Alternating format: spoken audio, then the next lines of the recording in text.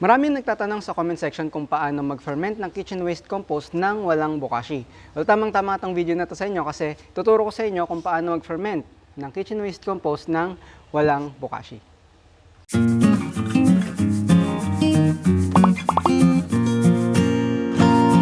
Welcome back mga kabukid sa isa na namang episode dito sa Agrillenial. Ako pa rin si Randy Costales, and sa video na to ituturo ko sa inyo kung paano mag-ferment ng kitchen waste using nang walang ginagamit na bokashi. Okay? And bago tayo tumuloy sa video natin, paki-like muna itong video kung magugustuhan nyo itong video habang pinapanood nyo ito. And also subscribe dito sa The Agrillenial. Also, click the notification bell para kapag may bago akong video, masabihan po kayo. Okay, so start na natin. Basically, ito na. Wala nang intro-intro. Ito na ang sikreto. Okay? Ang leaf mold soil. Ayan. Ito po nga nasa planggana natin ay yung tinatawag na leaf mold soil. Okay? Explain ko muna bago tayo mag-start. Yung bokashi kasi, ay solid form na microbial inoculant. Kung hindi po kayo familiar sa bokashi, I'm going to link the video kung paano gumawa ng bokashi dito sa inyong pong mga screens. And kung available sa inyo mga ingredients, pwede kayong gumawa ng bokashi. Pero kung hindi available sa inyo mga ingredients, and meron kayong backyard sa likod na medyo shady or malilim yung backyard niyo, pwede kayong makakuha ng leaf mold soil. And may isa pa rin akong video patungkol sa introduction tungkol sa leaf mold soil. Ililink ko rin dito sa inyong mga screens. And basically, ang leaf mold soil ay lupa na mayaman sa bakterya. Okay? Balik muna tayo dun sa bokashi. Yung bokashi kasi, it's a microbial inoculant in solid form. No? Kasi kapag gumawa tayo ng bokashi, meron dong ingredient na IMAS or yung microbial inoculant. Pwedeng IMAS, pwedeng IMO, labs, or GMS. So may microbial inoculant doon. And yung mga microorganisms na yun, kakapit doon sa mga solid ingredients ng bokashi tulad ng rice bran, carbonates rice hull, and chicken manure or copra meal. Dito naman sa leaf mold soil, ito ay lupa na mayaman sa mga microorganisms. Okay? So ang habol natin dito guys ay yung mga bacteria, yung mga beneficial bacteria na present na nandito sa soil. Kasi mga bacteria na yun, sila yung magfa-facilitate ng fermentation ng ating kitchen wastes. Okay? So basically, pinapalitan lang natin yung source, yung panggagalingan. No, humahanap tayo ng iba pang panggagalingan ng mga beneficial bacteria na magbubulok sa mga to. And kung wala kayong bokashi, this is the next best thing. No, yung leaf mold soil. Ngayon, kung hindi pa rin kayo or kung wala pa rin kayong source ng leaf mold soil, pwede siyang gawin. Nandun din sa video ng leaf mold soil natin. Anyway, ililink ko naman yun dito sa description para makita po ninyo. Okay? So, proceed na tayo sa mga procedures. Bago po tayo tumuloy sa mga procedures natin, pakita ko muna sa inyo yung timba natin, yung gagamitin nating kitchen waste composter. Basically, isang timba lang siya, and kinabitan namin siya ng gripo. Ayan. And meron po siyang filter. May filter po siya sa loob, gawa sa polycarbonate na plastic, and sa loob, merong stand. Ayan. Ito yung mga 3-inch na, siguro mga 6-inch diameter na tubo, tapos lagyan lang namin ng mga iron rods para magsilbing stand na itong filter. Okay? So yung stand na ito, parang naka-elevate siya dito. Ayan. So naka-elevate siya. Yung space dito sa ilalim, dyan may ipon yung compost juice, yung katas ng mga kitchen waste natin. Okay? And itong filter natin, siya yung magsaseparate sa mga solid na wastes and dun sa liquid wastes. Ayan. Yung compost juice, yung mga makokolekta nyo ditong compost juice, yan yung pwedeng ipandilig or pwedeng ipang spray sa mga halaman. Habang yung mga solid form na mga may iwan dito na mga compost, yun yung pwede natin gawing fertilizer. Okay? So, obviously, nakita nyo naka-gloves po ako. Preferably naka-gloves, no, para habang ginagawa nyo to kasi we're dealing with the beneficial bacteria and iniwasan natin yung contamination. Okay? Ang first step natin, ang ratio pala muna. Ang ratio natin for every 1 kilogram ng kitchen waste ay 100 grams. Approximately, that's isang dakot. Isang dakot ng leaf mold soil. Ayan. Kada isang kilo na ito, isang ganto ng leaf mold soil, approximately. Okay? And unang layer natin, kasi basically ang gagawin natin, layering tayo, no? Kitchen waste, leaf mold soil, kitchen waste, leaf mold soil, hanggang sa mapuno yung timba natin. Okay? So, lagay na natin yung kitchen waste and leaf mold soil dito sa ating composter.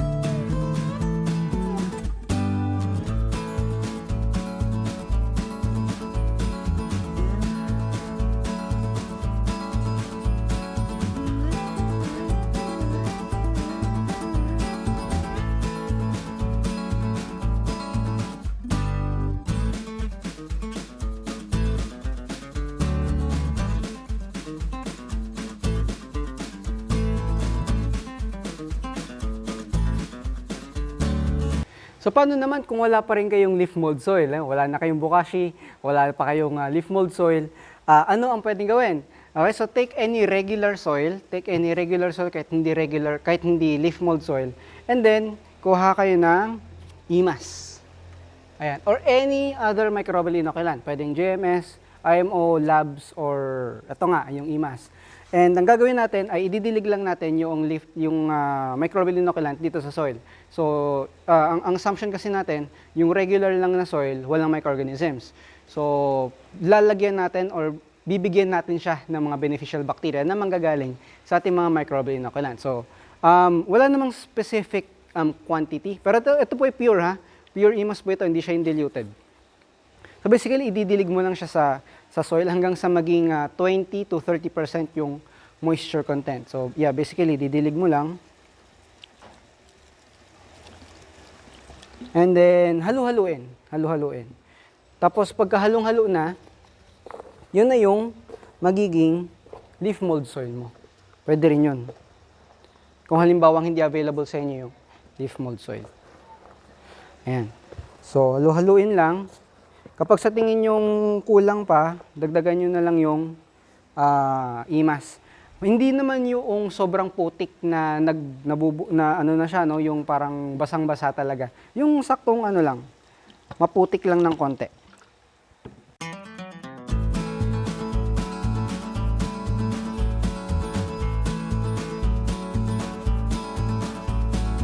So kapag sa tingin yung kumapit na yung imas, medyo naging sticky na siya, no? Nabubuo na siyang ganito.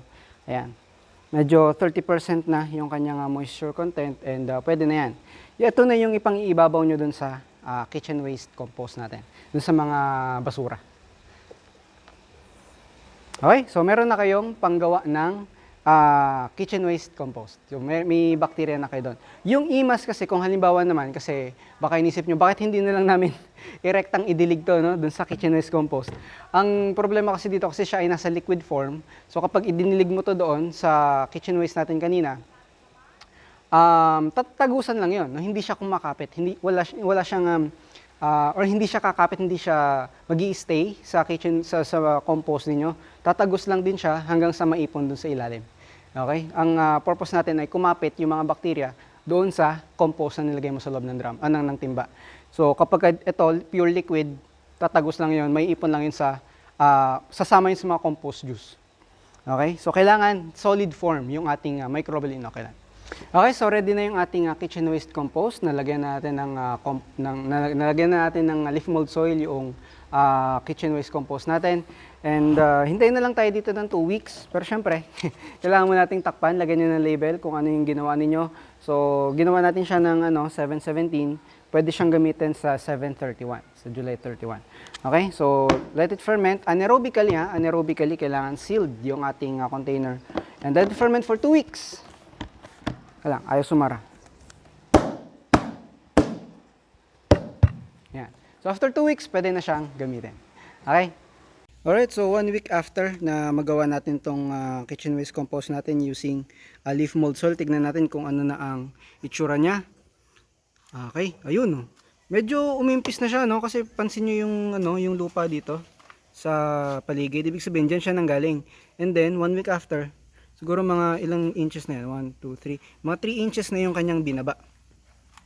And pansinin natin, yung amoy. May asim, no? May asim pa siya. Yung ating kitchen waste compost ay amoy maasim, ibig sabihin nagre-release ng ethanol, yung mga microorganisms, which is a step sa buong fermentation process. Okay? And ayan, pansin natin, no, natubo or tumubo yung mga white molds. Ayan, meron pa dito.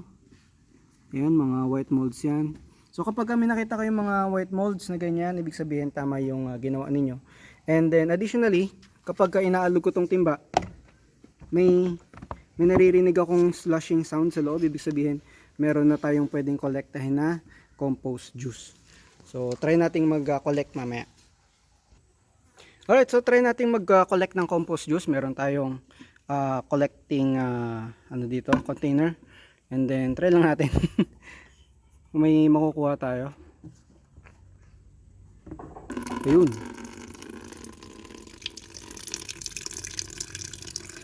medyo clear yung kulay ng ating compost juice.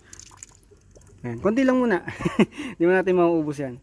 So, ayan. So, approximately meron tayong 100 ml, more or less, worth of compost juice. So, itong compost juice na to, pwede nang ihalo sa tubig, 10 ml per liter of water, and then pwede nang ipangdilig. Ayan. So, yung nutrients nito ay nanggaling doon sa contents ng nilagay nating mga compost materials. Okay? So, ready to use na to. Alright, so it's July 31 na guys. So babalikan natin to yung kitchen waste compost natin. And pwede na tong gamitin. So tignan natin kung anong nangyari sa loob. Ayan. Definitely nakita natin no, na bumaba na yung contents ng ating timba kasi maalala nyo nung ginawa natin to, punong-punong siya dito. What else? May mga nakikita tayo ditong mga white molds. Ayan, itutok natin sa liwanag ng konti. Ayan. So nabawasan yung kanyang mga white molds pero yung amoy niya manamis-namis pa rin na maasim-asim. And isa ko pang gustong may pakita sa inyo dito. Naiwanan ko kasi ito ng bukas. may open siyang slit ng for a few days. Tapos nakita nyo may mga maliliit na maggots. Ayan. Pero binalikan ko siya ng isang araw tapos tinakpan ko ng maigi. And then makikita nyo dyan, yun yung mga patay na maggots. Ibig sabihin, kapag anaerobic or selyado yung ating container, hindi siya magkakaroon ng maggots. And kung yun nga, makalimutan yung nakabukas, tutubuan siya ng maggots kasi papasukan niya ng mga langaw, mapangingitlogan. And then nung naisara ko ulit, naging anaerobic ulit yung timba, namatay yung mga maggots. Ayan. So ang maggots naman guys ay hindi naman makaka-apekto yan sa potency or bisa ng gagawin nating fertilizer, ano? Ito lang naman ay sign na napangitlogan siya, pero in terms of fertilization purposes, hindi magkakaroon ng effect yun sa ating fertilizer. Tingnan natin kung ano nangyari sa loob. Bukayin natin ng konti. Ano nangyari sa gulay? Ayun. So, ayan, kita pa rin natin yung mga gulay-gulay. May buo-buo pa rin. Ayan. Yung amoy niya ay paano ko ba i-describe? hindi siya ano to? Speechless ako hindi siya ganun kabaho pero hindi rin siya ganun kabango, no? Naglalaro lang sa gitna. May maasim na amoy pero may amoy basura pa rin eh. Okay? So, kung i-compare natin yung anaerobic bokashi tsaka dito sa leaf mold soil, for the purpose of fermentation, kaya niya. Pero yung yung amoy, yung capacity to remove the foul odor and yung pagpo-produce ng mga white molds, mas maganda yung tubo ng white mold sa anaerobic bokashi. Pero all the same, ang purpose natin ay i-ferment yung mga kitchen waste natin, and kita naman natin dito na ayan, durug-durug yung ating mga basura and lumambot. So, pwede na itong gamitin ipang land prep. For more instructions kung paano mag-ferment or paano mag-land prep, ililink ko dyan sa inyong mga screens yung aking land preparation procedures. Kung paano gamitin itong kitchen waste compost. At saka, pagka-transplant na yung mga fruit trees, may video rin ako doon. So, hukayin pa natin to ng konti. Tignan natin kung anong nangyari dito sa basura natin. Ayun, may mga white molds dito. Paunti-unti lang. Ayan. Yung compost juice naman, kuha lang ako ng baso tapos pakita ko sa inyo yung compost juice. Okay, so tatry nating mag-collect ng compost juice dito sa ating kitchen waste composter. Kanina nung iniangat ko siya dito sa lamesa, narinig ko may mga liquid na naipon na dito. So try natin. Ayan. Tumbal lang natin ng konti. Ayan. So yun yung itsura ng compost juice na makokolekta natin. Itong lumalabas dyan na tubig ay syempre not for drinking. Yan yung katas ng basura. So ito pwede na itong ipandilig, pero syempre ititimpla nyo pa yun sa tubig, no? At least 10 ml per liter of water. Ayan, huwag muna nating sagarin. Pakita natin sa inyo kung anong itsura niyan. Yan. So ito yung ating compost juice. Mabula lang siya kasi malalim yung niya, no? Pinaghulugan. Ayan. Approximately, ilan ba to? Siguro 300, 400 ml, more or less. And marami pa dito, no? Ayun, marami pang natirang compost juice. So, at least na-prove natin na pwede nating gamiting alternative yung leaf mold soil sa pag-ferment ng kitchen waste compost. Ayan, so pwedeng pwede. Okay? So, good luck sa inyo pong gagawing mga kitchen waste compost. That's it for this video, guys. Sana marami kayong natutunan, and kung may questions kayo, lagay nyo lang sa baba, and kung may iba pa kayong mga recommendations na pwedeng ipalit or alternatives doon sa leaf mold soil sa Bokashi, yung lupa na nilagyan ng imas, and lagay nyo lang sa baba, pagkwentuhan natin, and share nyo na rin yung inyong mga practices. Okay, sige, sa susunod na video, kita-kita ulit tayo, and ingat, keep farming!